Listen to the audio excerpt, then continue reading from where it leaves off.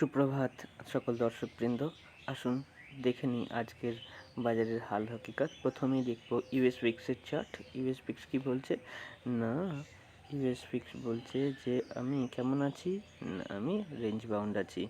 এই range bound আছি one day চার্টে বলতে হবে। হ্যাঁ, রেঞ্জ বাউন্ড আছি। সুতরাং ইউএস উইক্স যখন রেঞ্জ বাউন্ড আছে এবং নিম্নমুখী আছে, সুতরাং ইকুইটি মার্কেটে তেমন কোনো চিন্তার বিষয় দেখা যাচ্ছে না। এরপরে চলে যাব ইউএস 10 ইয়ার বন্ড ইল্ড। এই 10 ইয়ার বন্ড ইল্ডটা বলছে আমি রেঞ্জ বাউন্ড আছি। এই দুটো রেঞ্জ বাউন্ড আছি মানে ইকুইটি মার্কেটে তেমন ওঠানামা থাকার কথা নয় এবং ধীরে ধীরে মার্কেট উপরে যাওয়ারই কথা, এবং এটি ফ্ল্যাট হয়ে গেছে। এই যে আমাদের সুপার ট্রেন্ডটি, নেগেটিভ সুপার ট্রেন্ডটি একদম ফ্ল্যাট হয়ে গেছে, তার অর্থ হলো যে তেমন কোনো ওঠানামা নেই এবং রেঞ্জ বাউন্ড থাকার কথা। এরপরে চলে যাব আমরা ইউএস অয়েল অর্থাৎ ক্রুড অয়েলও নিম্নমুখী এবং ফ্ল্যাট। এরপরে চলে যাব ন্যাসড্যাকের চার্টে। ন্যাসড্যাক বলছে যে আমি বুলিশ আছি। ইকুইটি মার্কেট ততক্ষণই বুলিশ থাকবে যতক্ষণ গোল্ড নয়, ক্রুড অয়েল, উইক্স, 10 ইয়ার বন্ড ইল্ড এগুলো রেঞ্জ বাউন্ড বা নিম্নমুখী থাকবে। ইকুইটি মার্কেটে তেমন কোনো চিন্তার বিষয় থাকে না। সুতরাং এখানে ইকুইটি মার্কেটে স্ট্রেংথ বজায় রয়েছে এবং আমাদের যে টার্গেট 13,400তে এখন ট্রেড করছে, 13,600 টার্গেট একদম ইনট্যাক্ট আছে। এরপরে চলে যাব ডাউ জোন্স রেঞ্জ বাউন্ড আছে এবং ট্রেড ইনিশিয়েট করার জন্যই আছে। টার্গেট থাকবে 34,300-র কাছাকাছি। এরপরে চলে যাবো এফটিএসি ইউকে মার্কেট বলছে বুলিশ আছি আমি, সুতরাং টার্গেট ইনট্যাক্ট থাকবে 7,911-র কাছাকাছি। এরপরে এস&পি 500ও বুলিশ আছে, টার্গেট আপাতত 4177। এরপর India weeks range bound, bearish বলা যাবে না, রেঞ্জ বাউন্ড আছে। রেঞ্জ বাউন্ড থাকার অর্থ হলো যে বেয়ারিশ যে প্যাটার্নটা চলছে সে প্যাটার্নটি ইনট্যাক্ট থাকবে। এরপরে 10 ইয়ার বন্ড ইল্ড আরও নিচে একদম 7% পয়েন্টে চলে এসছে, যেটি ইনফ্লেশনকে নিচে রাখার জন্য কার্যকর হবে। ফিন নিফটি একদম লাইফ টাইম হাই প্রায় পৌঁছে গেছে, টার্গেট ইনট্যাক্ট থাকবে 20,195। এরপরে নিফটিতে চলে যেতে হবে। নিফটি লাইফ টাইম হাইয়ের দিকে দৌড়াচ্ছে এবং টার্গেট আপাতত 18,577। এরপরে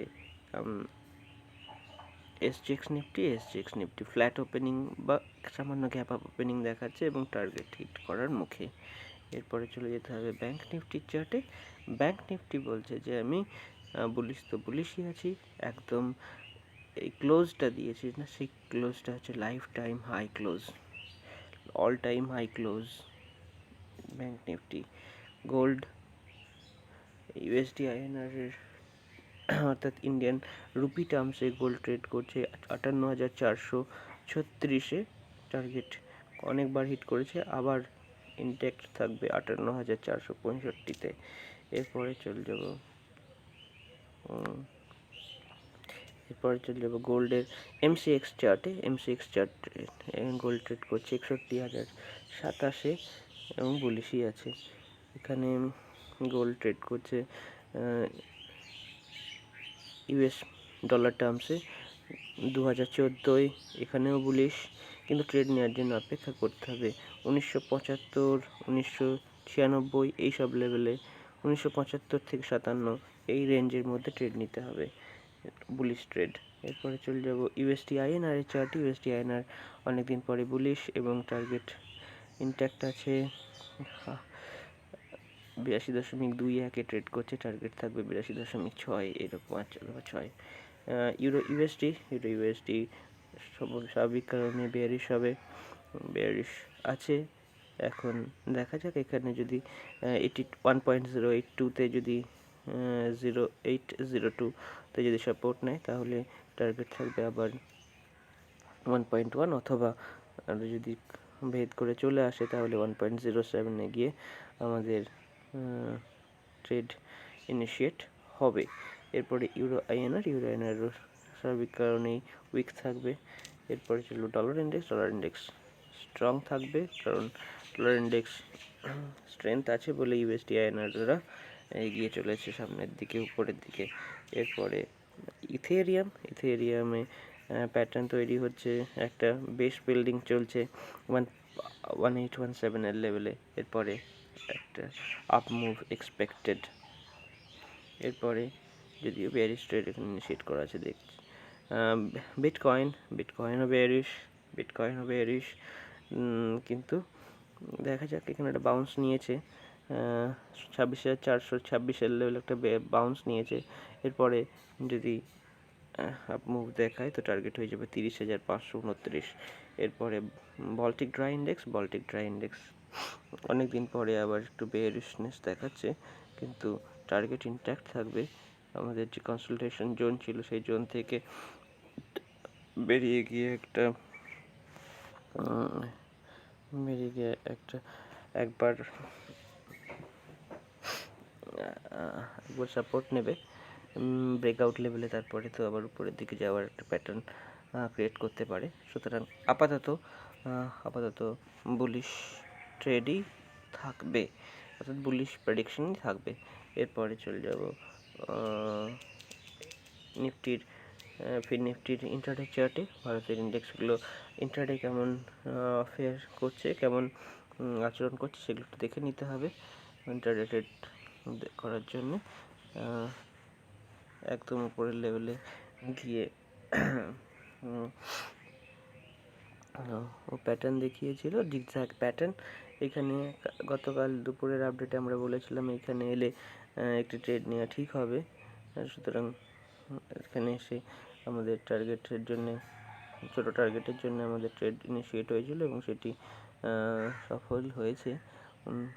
এখান থেকে একটা 50 পয়েন্টের ট্রেড রেকমেন্ড করা ছিল, ট্রেড আর কি প্রেডিক্ট করা ছিল। সেখানে এসে মার্কেট ওই রকমই বিহেভ করেছে। নিফটি সেখানে এসে বেয়ারিশনেস দেখিয়েছে, একবার ছোট বাউন্স নিয়েছিল। সুতরাং যদিও এই যে শেষ 1 ঘন্টায় একটু সেলিং এসেছে, এগুলো স্বাভাবিক, এত বড় র্যালির পরে প্রফিট বুকিং আসেই। এরপরে ব্যাঙ্ক নিফটিতে চলে যায়। ব্যাঙ্ক নিফটি রেঞ্জ বাউন্ড হয়ে গেছিলো এখানে এসে, এই রেঞ্জে এসে। সুতরাং কালকে আশানুরূপ মার্কেট ট্রেড করেছে। আজকে হয়তো ফ্ল্যাট ওপেন হবে। ফ্ল্যাট ওপেন হলে একটু অপেক্ষা করে প্যাটার্ন বিল্ডিং করতে দিতে হবে। যদি বেয়ারিশ প্যাটার্ন ইনট্যাক্ট থাকে তখন বেয়ারিশ ট্রেডই নিতে হবে। মনে হচ্ছে এখান থেকে এই লেভেল থেকে একটা সেলিং আসতে পারে, প্রায় অল টাইম হাই লেভেলের কাছে। একটানা মার্কেট উপরে উঠে এসে যদি অল টাইম হাইকে ব্রেক করে দেয়, তারপরে আবার বুলিশনেস ইনট্যাক্ট থাকবে, এটি হয় না। এখানে কনসলিডেট করার কথা, কনসলিডেট করার পরে ব্রেকআউট নিতে পারে। সুতরাং আজকের ট্রেড সাবধানে করবেন। হয়তো আবার আজকে ফিন নিফটির এক্সপায়ারির জন্যে ফিন নিফটি স্পেশালি যদি বলা হয়, ফিন নিফটিতে কিন্তু আজকে হয়তো একটি